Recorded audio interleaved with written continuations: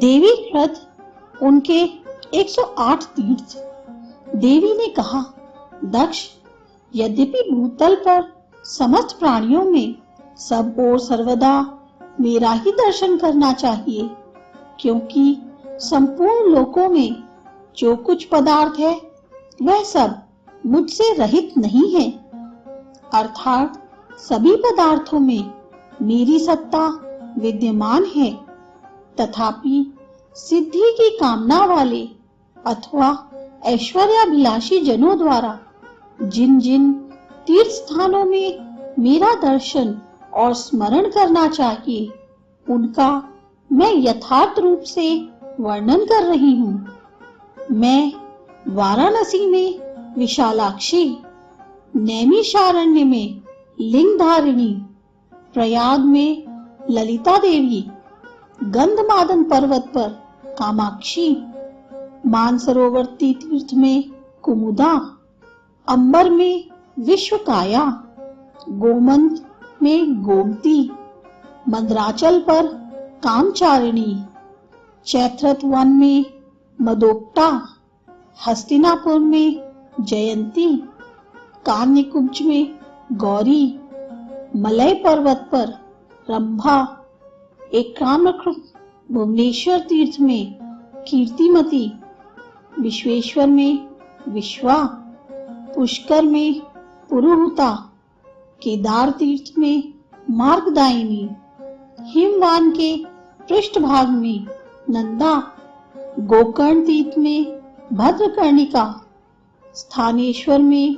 भवानी, बिल्व तीर्थ में बिल्वपत्रिका, श्रीशैल पर माधवी,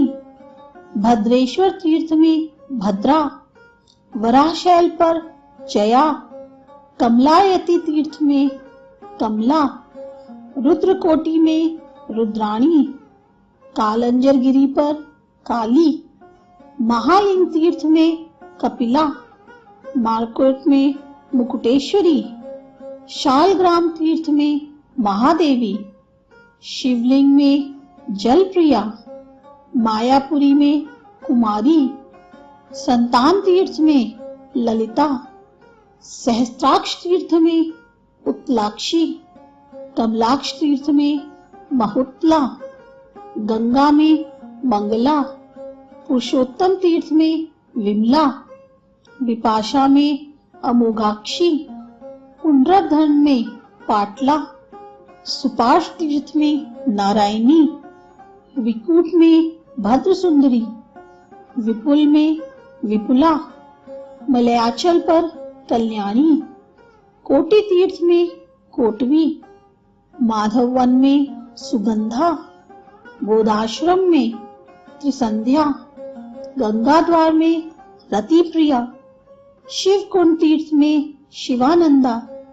देविका पर तट पर नंदिनी, द्वारकापुरी में रुक्मणी और वृंदावन में राधा हूँ। मैं मथुरापुरी में देवकी, पाताल में परमेश्वरी, चित्रकूट में सीता, विंध्य पर्वत पर विंध्यवासिनी, सहाद्री पर एक वीरा, हरिश्चंद्र तीर्थ में चंद्रिका, राम तीर्थ में रमणा, यमुना में मृगावती, करवीर यानी कोल्हापुर में महालक्ष्मी, विनायक तीर्थ में उमा देवी, वैद्यनाथ में अरोगा, महाकाल में महेश्वरी, उष्ण तीर्थ में अभया, विंध्य कंदर में अमृता, मांडव्य तीर्थ में मांडवी, माहेश्वरपुर में स्वाहा,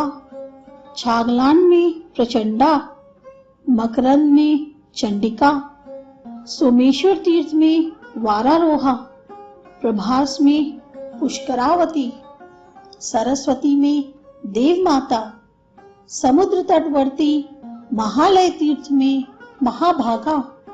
पयोषणी में पिंडलेश्वरी, कृत शौच तीर्थ में सिंहिका, कार्तिकेय में यशस्करी, उत्पलावर्तक में लोला, शोण संगम में सुभद्रा, सिद्धपुर में लक्ष्मी माता, भरत आश्रम में अंगना, जालंधर पर्वत पर विश्वमुखी, किष्किंधा पर्वत पर तारा, देवदारू वन में पुष्टि, कश्मीर मंडल में मेधा, हिमगिरी पर्वत पर भीमा देवी, विश्वेश्वर में पुष्टि, कपाल मोचन में शुद्धि, कायावरोहण में माता, शंखोद्वार में ध्वनि, पिंडकारक क्षेत्र में धृति, चंद्रभागा में काला, अच्छोद में शिवकालिनी, वीणा में अमृता, बद्री तीर्थ में उर्वशी,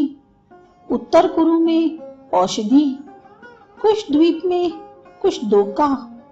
हेमकूट पर्वत पर मन्मथा, मुकुट में सत्यवादिनी,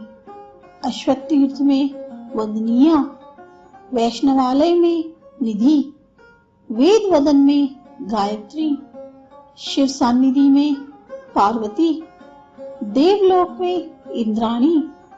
ब्रह्मा के मुखों में सरस्वती, सूर्य बिंब में प्रभा, माताओं में वैष्णवी, सतियों में अरुंधति, सुंदरी स्त्रियों में तिलोत्तमा, चित्त में ब्रह्मकला और अखिल शरीरधारियों में शक्ति नाम से निवास करती हूँ। इस प्रकार मैंने अपने 108 श्रेष्ठ नामों का वर्णन कर दिया। इसी के साथ 108 तीर्थों का भी नामोल्लेख हो गया। जो मनुष्य मेरे इन नामों का स्मरण करेगा अथवा दूसरे के मुख से श्रवण मात्र कर लेगा, वह अपने निखिल पापों से मुक्त हो जाएगा।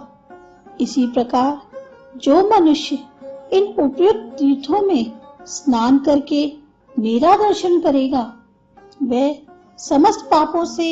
मुक्त होकर कल्पपर्यंत शिवपुर में निवास करेगा। तथा जो मानव इन तीर्थों में मेरे इस परम अंतिम समय का स्मरण करेगा, वह ब्रह्मांड का भेदन करके शंकर जी के परम पद को प्राप्त हो जाएगा। जो मनुष्य तृतीया अथवा अष्टमी तिथि के दिन शिव जी के सन्निकट जाकर मेरे इन 108 नामों का पाठ करके उन्हें सुनाएगा, वह बहुत से पुत्रों वाला हो जाएगा। जो विद्वान गोदान, श्राद्ध दान अथवा प्रतिदिन देवाचन के समय इन नामों का पाठ करेगा, वह परब्रह्म पद को प्राप्त हो जाएगा। इन्हीं 108 नामों का जप करने से अरुंधति ने सर्वोत्तम योग सिद्धि प्राप्त की। राजर्षि पुरुरवा लोक में अजय हो गए। ययाति ने पुत्र लाभ किया और भृगुनंदन को धन संपत्ति की प्राप्ति हुई। इसी प्रकार अन्यान्य बहुत से देवता, दैत्य, ब्राह्मण, क्षत्रिय, वैश्य और शूद्रों ने भी मनोवांछित सिद्धियां प्राप्त की। जहाँ यह नाम वाली लिख कर रखी रहती है अथवा किसी देवता के सन्निकट रख कर इसकी पूजा होती है, वहाँ कभी शोक और दुर्गति का प्रवेश नहीं होता।